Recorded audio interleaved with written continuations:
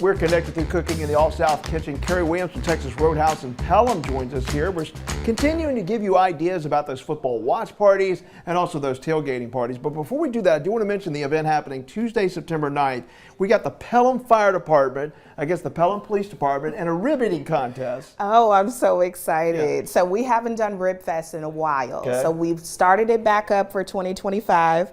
So from the 3rd of September through the 9th, we're going to have a complete blowout. So the showdown is going to be that finale day on the 9th. Awesome. So. And by the way, all proceeds, or 10% of the proceeds, going to American Legion Post 555. They do a great job of feeding a lot of our veterans in need throughout the year. All right, meanwhile, I want to ask you about this. Now, how do you guys make your ribs taste so good?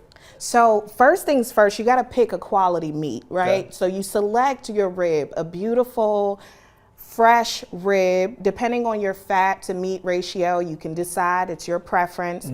But the rub is so important. I gotta put the hat on, by the way. The rub is so important. Talk about the rub here. Yeah, so the rub is important, and we do a combination of things. So we'll rub down our ribs with our proprietary seasoning, okay? We have that available all September for Rib Rally. So, And I will tell folks, just so you know, it's sugar, salt, spices. We don't know what that is. That's the proprietary part. Garlic powder, paprika, soybean oil, onion powder. But yeah, that does make a difference. Now, but I know that for a lot of people, slow is the way to go. Right? oh, for sure. Slow and low, right? For sure. So we do grill hours before we start slow cooking it. Oh, okay.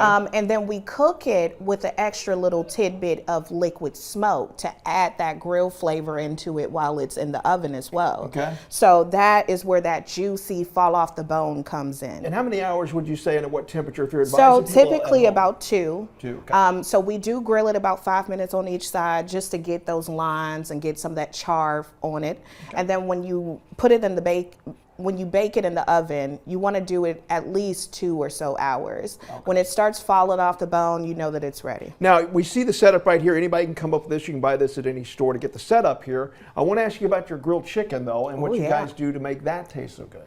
Oh, so that's a slow cook for us as well. So we do put a good marinade on our chicken too. I don't know if I'm supposed to tell you that. Sure, you can tell. But wink, wink. So, but yeah, a slow process for the chicken as well. We like to have it as juicy as possible so that once we lay it on that grill before it comes to your table, it's good, hot and juicy and ready. Okay, of course, a 165 around the temperature in the middle of it to get it to pull you the right way.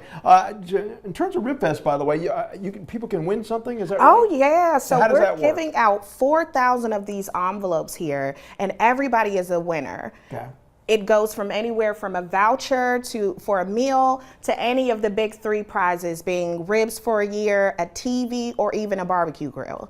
So anywhere from September 3rd through the 9th, you can come by and get that envelope opened up and see what your prize is. All right. Well, they're simple recipes, but in order to do them right, you better have the knowledge to do what you're supposed to do. Kari Williams, thanks so much. Thank you guys for always back. having us. Yeah, I know.